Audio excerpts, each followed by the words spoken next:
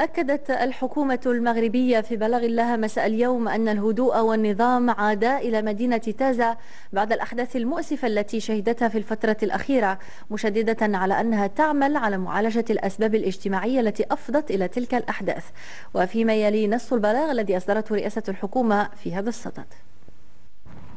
شهدت مدينة تازا أحداثا مؤسفة في بداية الشهر الجاري نتج عنها عنف وإصابات في صفوف عدد من أفراد القوات العمومية والمواطنين، وحصول أضرار في الممتلكات العامة والخاصة، ومحاولة اقتحام واحتلال الملك العمومي، وذلك على خلفية مطالب اجتماعية سعى البعض إلى توظيفها بطريقة مغرضة لتأزيم الوضع في المدينة وتقديم معطيات مغلوطة للرأي العام من خلال ترويج أخبار زائفة من مثل استعمال الرصاص الحي وعسكرة المدينة وفرض حظر التجول أو وقوع أحداث انتهاك للأعراض أو إقحام مسيء لرموز الدولة وثوابتها.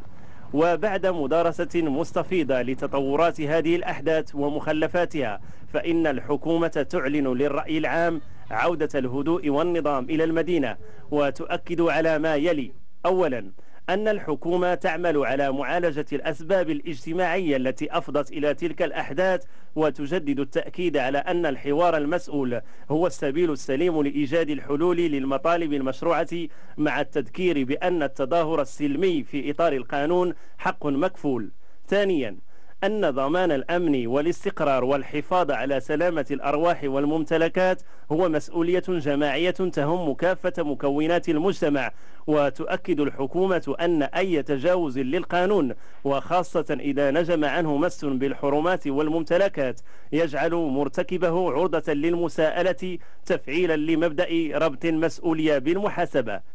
ثالثا، أن التجاوزات التي حصلت في حق النظام العام وقوات الأمن والممتلكات العامة التي سجلت قد تمت إحالة ملفاتها على القضاء وفق مقتضيات القانون. رابعا، إن بعض وسائل الإعلام ومنها بعض المواقع الإلكترونية قامت باختلاق أحداث أو تضخيمها أو تقديم أخبار زائفة أو ملفقة، مما أدى إلى تغليط الرأي العام وإثارته، وبذلك تكون قد خرقت القانون وانتهكت ما تقتضيه أخلاقيات المهنة من التحري والإنصاف وتوخي بيان الحقيقة. وفي هذا الإطار فإن الحكومة إذ تدين إقحام رموز الدولة وثوابتها، فإنها ستعمل على تحريك المساءلة والمتابعة في إطار القانون.